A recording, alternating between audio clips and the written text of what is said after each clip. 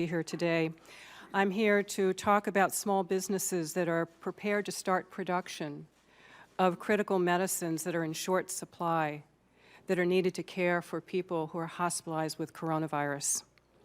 The medicines I'm talking about today are generic drugs, and generics are 90% of the medicines that we take. Members of Congress take them, occupants of the White House. Focus is generic drugs. And right now, we are rationing in the United States of America, the term is on allocation, essential medicines, including critical antibiotics that are necessary to treat hospitalized patients with coronavirus. I visited a hospital last week, and there's an antibiotic that they can no longer get. There are other antibiotics that are in short supply. There was a volunteer EMS worker who goes out on ambulances in her community, and she said they don't have epinephrine on their ambulance, which is used to revive people. I said, so what do you do? And she said, we just drive faster to the hospital. The $8.3 billion emergency package for coronavirus was an important step forward. There's support for research for vaccines for coronavirus, therapies to actually cure people with coronavirus, but there was nothing in that supplemental package to make, here in the United States, the essential generic drugs that are necessary to treat critically ill people with coronavirus, as well as critically ill people under normal circumstances in our nation's hospitals.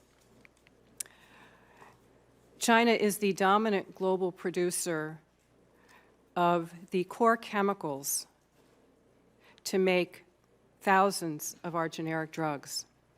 There was mention of the active ingredients coming from China and other countries. We have to look beyond the active ingredients. That's the data the FDA has. But what's missing is the core chemicals to make those active ingredients. For essential medicines to treat coronavirus patients, sedatives, pressors to raise their blood pressure, antibiotics, 90% of those core chemicals are sourced in China. There's talk that we should let the free market fix this. The reality is that there is no free market. Generic manufacturing has collapsed in the United States. There are only 2 Western companies left that are making generic drugs. And they announced last year they're dropping half their products because they can no longer make them. So they are on the FDA shortage list. And how does this happen? It's because patterns of China forming cartels, which has driven out production of so many of our core medicines. We can't make penicillin anymore because of what I wrote about in China RX, the penicillin cartel. We can't make vitamin C. We can't even make aspirin. And thousands of other medicines.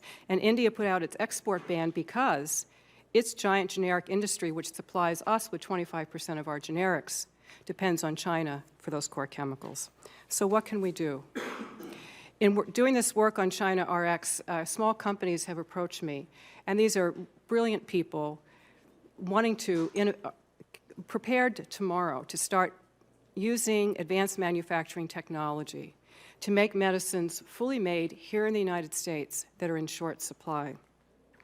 There is a precedent for the U.S. government to fund medicinal manufacturing, namely flu vaccines, through HHS and BARDA. BARDA knows how to do this. We could use that same model to make critical, essential generic drugs through BARDA, through public-private partnerships. They did an investment for capital and for equipment, but the production costs of using new technology would make our drugs much less expensive.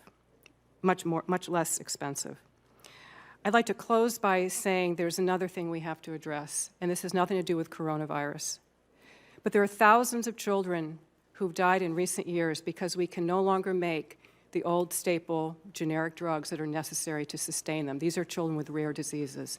There are small companies that approach me. They want to make them, and together we can make a difference not only for coronavirus patients, but for these children. I look forward to working with the committee and the staff on how we together can do a lot of good to ensure that every patient has the medicines that they need when they need them. Thank you very much. Thank you, Mrs. Gibson, for your testimony.